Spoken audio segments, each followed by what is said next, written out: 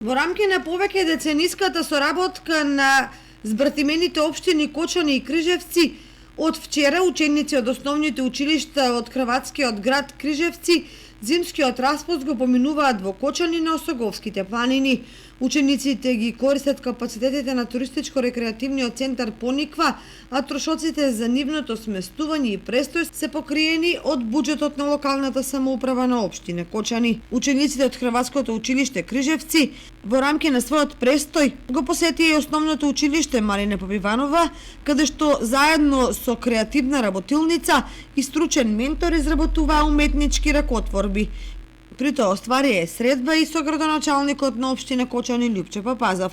Зимувањето на учениците што го возможува локалната самоуправа на Кочани е во рамки на долгогодишната соработка која што е воспоставена уште во 80-тите години. Хрватските ученици зимуваат на Пониква, додека на кочанските им се обезбедува летување на хрватското приморје како награда за најдобрите ученици на генерацијата од училиштето во Кочани.